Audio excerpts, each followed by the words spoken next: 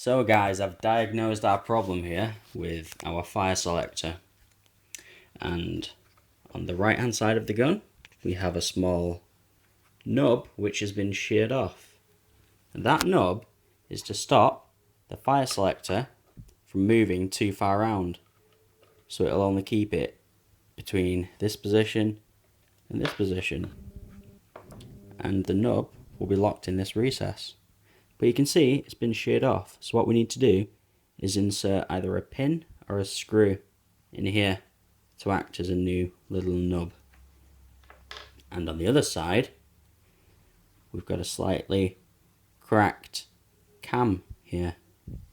This cam is going to move along with our fire selector, changing the position in our circuitry, and it's slightly cracked, as you can see on, sorry, it's not focusing very well.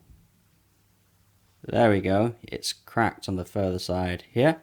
It's fairly squared here. There you have it.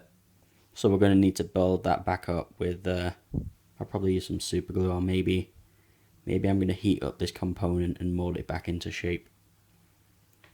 But if we fix those, we'll be fine. I also noticed that I was missing a spring in this side of the fire selector, but I replaced it with this for now, but I need to find a more suitable replacement. That's what we have so far. Okay, right now we've managed to put a new nub on our lower receiver, or well, our trigger group. So if you take a look at our nub and our recess, we should notice, if I lift it up, feed it through the other end, there we go. There. Now our selector stops there, and our selector stops here. So that's absolutely perfect. Now we'll move on to our next component. So we can see our selector lever and our cam has a lot of play right there. What we're going to do is take a soldering iron, we're going to heat up that plastic, and we're going to remold it to that shape, because what somebody's done is they've forced it so much that it's cracked right there. It's broken off the corner. So let's have a go at that. Okay, so here we have our selector in position with the cam. As we can see, as we move the selector on the opposite side, the cam is moving with it rather than staying in position as it was earlier. So that's perfect, that's just how we need it. So I'm going to reassemble the opposite side of the selector. We'll hook up a battery and see if it works. We've now remedied our problem with our selector switch, so this works perfectly well, but when I got it all together it would only fire full auto only. So straight away I thought, we've got some worn down parts. Our trigger here was allowed to move too far forward, and it kept slipping off of this contact, this silver contact. So when you tried to push the trigger down, it would slip back.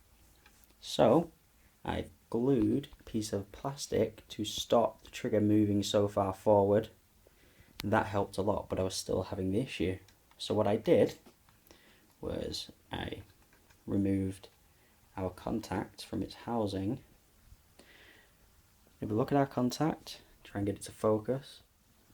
So if we look right here, our contact was worn on the edge and it was allowing the trigger to slip off, so I super glued this piece of metal to the bottom, and I'm hoping that's going to have solved our issue.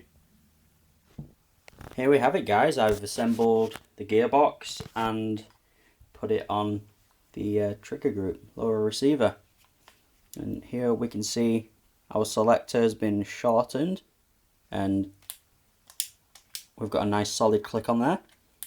I just had to locate a spring and a ball bearing so that it's secure it in its positions. I've hooked up a battery We'll try semi-auto. And full.